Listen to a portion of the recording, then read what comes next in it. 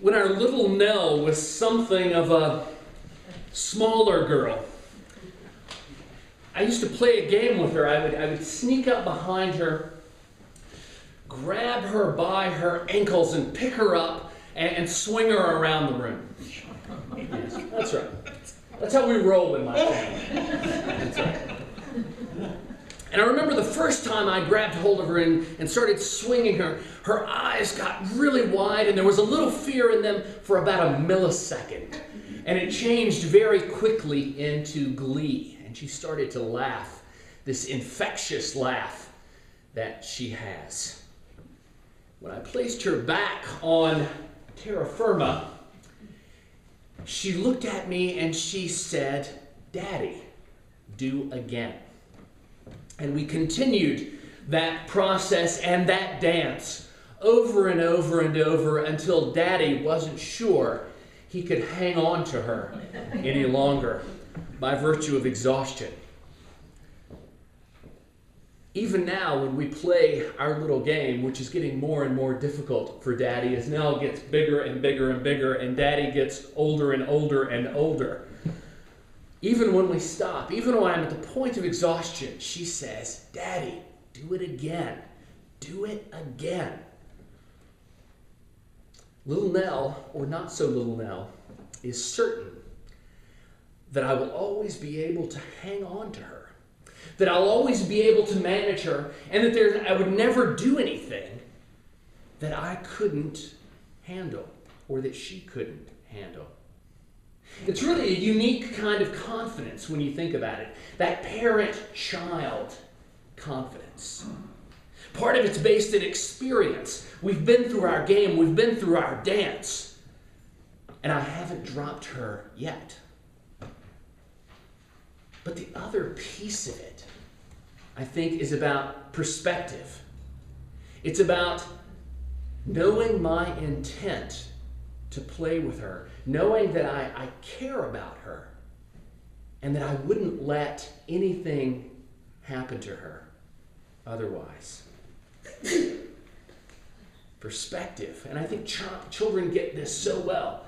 This perspective is about understanding the intent of the parent and developing trust. A kind of real trust that might even transcend the intellectual, but exists on a kind of emotional level. Not rational, but real, nonetheless. I find myself very attracted to the particular portion of Isaiah that we deal with this morning, partially because I think Isaiah, as a prophet, is unique in the sense that he had a profound experience of the otherness of God, as well as knowing the tradition and understanding God from that perspective as well. In the 6th chapter of Isaiah, Isaiah has this dramatic experience of the otherness of God.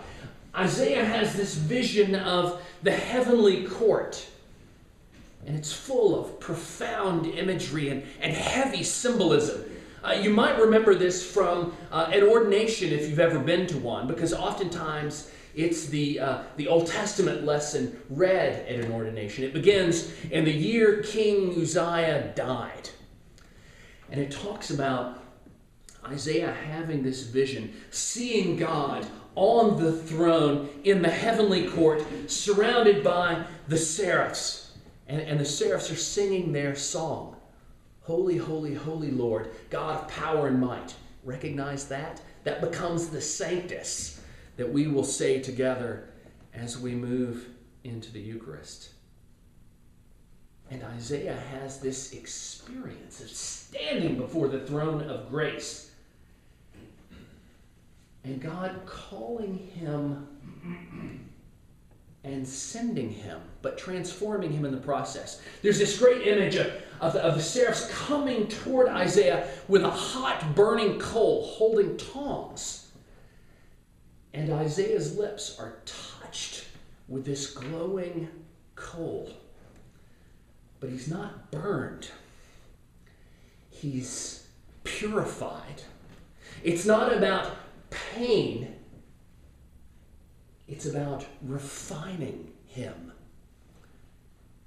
Burning away his sin, burning away his exterior concerns, and leaving Isaiah left clean, new, and changed to proclaim the message.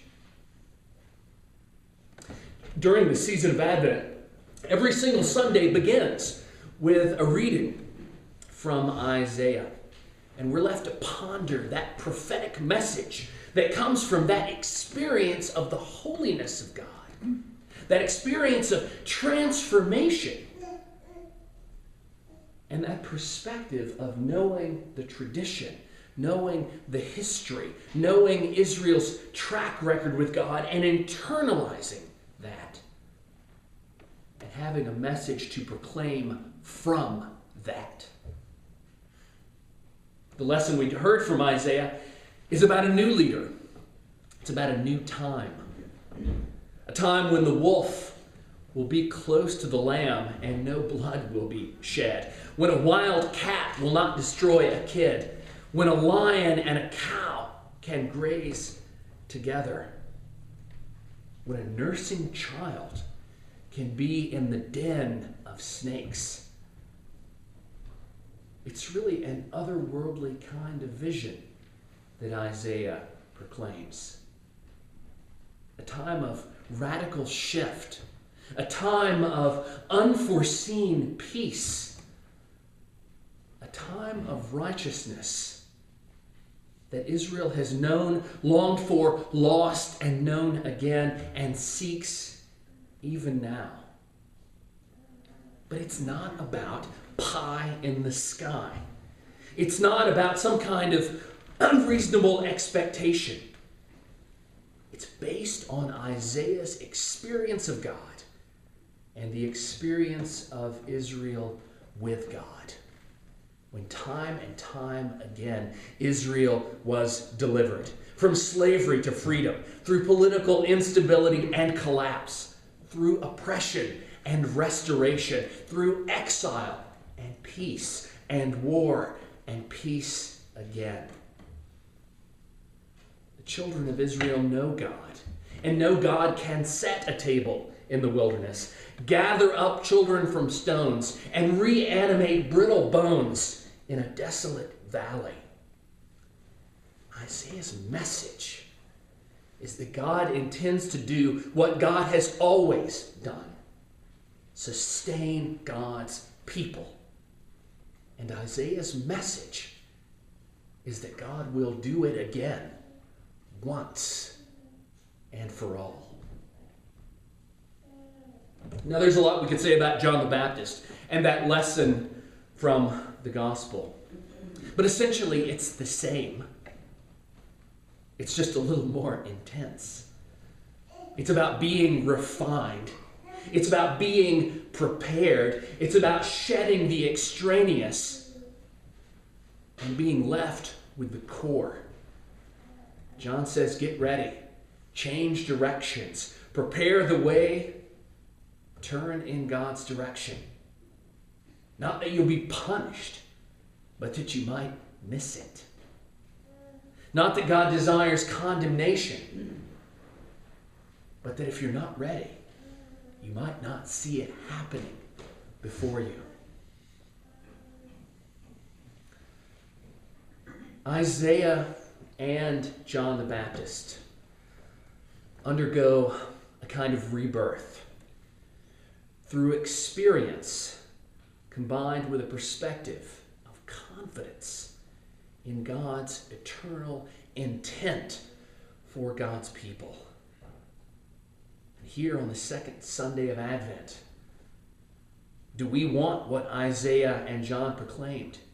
Do we want what God desires?